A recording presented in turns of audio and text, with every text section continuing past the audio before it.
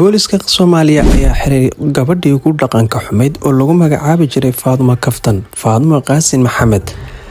Haddaba gabadhan oo boolisku soo bandhigay ayaa waxay sheegeen inay ku eedeysan tahay markaasi anshax darro. Booliska Soomaaliya ayaana xabsiga weyn ee magaalada Muqdisho u taxaabay. Wararku waxay sheegayaan in Catoshire lala xiray, balse arrintaasi ma xaqiijin karno. Inkastoo warar markii dambe soo baxay ay sheegayaan in Catoshirena lagu raad joogo lana rabo in isaga qudhiisa la soo qabto. Haddaba gabadhan maxay ka shaqeyn jirtay, maxaase lagu soo qabtay? Muuqaalada aan idila wadaagi doono waa kuwa aan ka reebi doono muuqaaladii ugu dhaqanka xumaa annagoo ilaalinana anshaxay sidoo kale bulshada Soomaaliyeed nagu xiran indhahoodaba.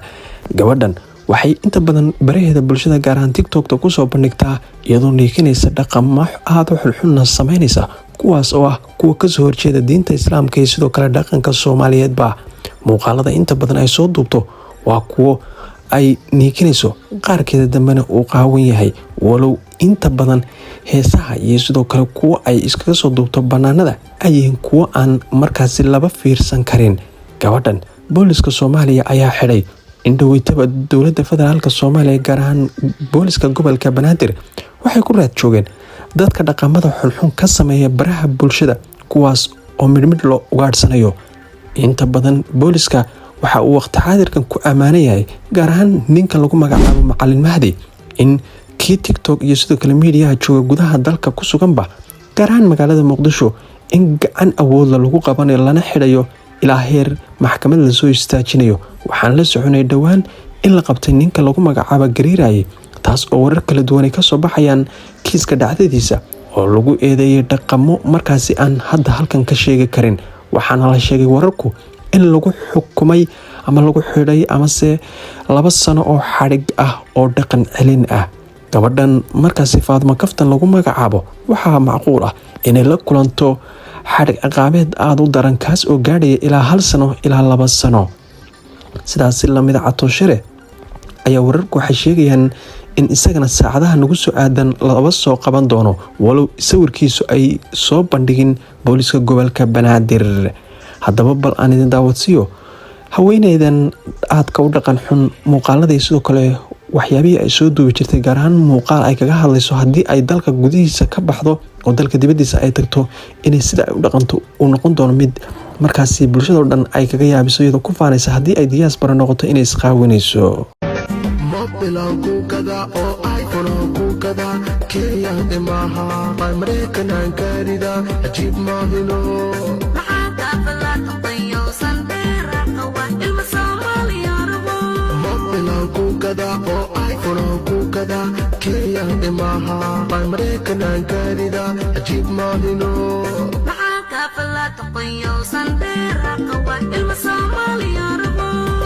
وفرحسنا وانتو فهمتي أصحاب سهود والي بليس مقاطع إيشير كريا